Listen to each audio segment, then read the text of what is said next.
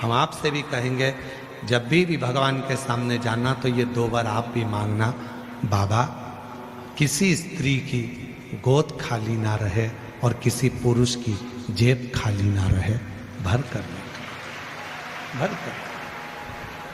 जिस नारी की गोद खाली रहती है उसको दुनिया के बहुत ताने सुनना पड़ते हैं, बहुत गालियां सुन,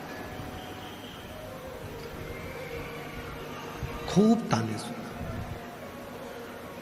एक महिला ने तो लिखा है कि कोई सुनील कुमार टेलर हैं, मेरी पत्नी का नाम माया टेलर है और मैं बालावाला तहसील सांगानेर जिला जयपुर राजस्थान से हूँ।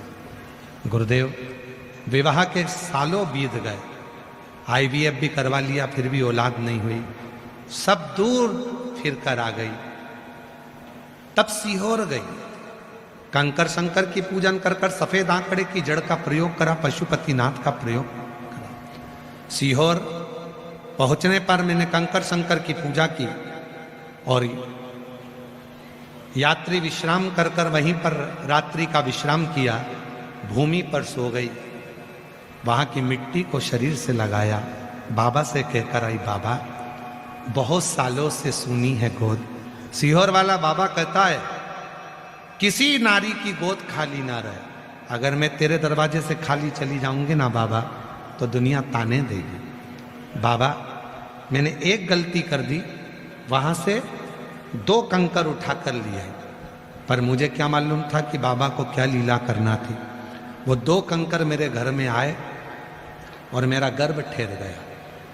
मेरे गर्भ में पहले डॉक्टर कहता रहा कि बच्चा ठहर गया है, एक बच्चा है, एक बच्चा है, पर कुछ समय के बाद फिर डॉक्टर ने कहा तुम्हारे गर्भ में 2 बच्चे हैं, और डॉक्टर ने कहा है इसमें से एक बच्चे की आंवल लपेट गई है और दूसरे बच्चे की श्वास में कुछ तकलीफ आ रही है।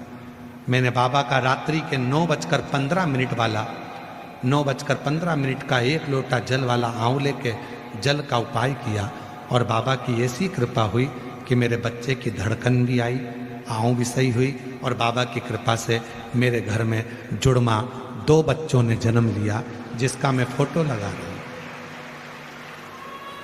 मेरे घर में जुड़मा 2 बच्चों ने जन्म लिया, जिसका मैं फोटो लगा रहा हूं। बाबा शिव साधना क्या होती है, शिव की भक्ति क्या होती है। एक बहन जी ने तो छाता भेजा है कि शंकर की छत्र छाया ही सर्वश्रेष्ठ छत्र छाया है। वह बहन है, मेरा नाम मधु रावत है, जयपुर राजस्थान से है। 35 वर्षों से माइग्रेन की तकलीफ थी, इतनी तकलीफ थी कि नींद में भी मुझे इंजेक्शन लेना पड़ते थे माइग्रेन के चक्कर। 35 सालों से ये इलाज चल रहा था।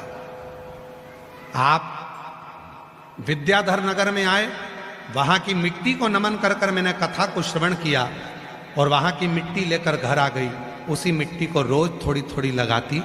आज बाबा की कृपा से 1 साल हो गया, मुझे तकलीफ नहीं है, ना इंजेक्शन लेती हूँ ना दवा लेती हूँ और पूरी तरह से ठीक, पूरी तरह से। एक विश्वास जागृत करिए भीतर, एक भरोसा जागृत करिए भीतर शिव के प्रति। तारकासुर ने क्या मांगा? भगवान ब्रह्मा जी से वर मांगा कि मुझे वर दो कि शिव जी के पुत्र के द्वारा मेरे प्राण छूटे। जो शंकर भगवान का स्नेही होता है, जो शिव का भजन करने वाला होता है, जो शंकर का गुणगान करने वाला होता है, वो हमेशा दुनिया का भला ही सोचता है, वो कभी बुरा नहीं सोचता, वो श्रेष्ठ ही सोचता, भला सोचता।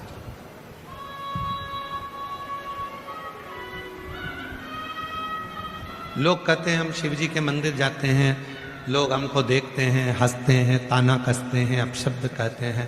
कहने दो, बोलने वाले को बोलने दो, उनका काम है बोलना, अपना काम है भगवान के मंदिर में जाना और शिव की स्तुति करना। आपकी जिंदगी का फैसला आपको लेना है।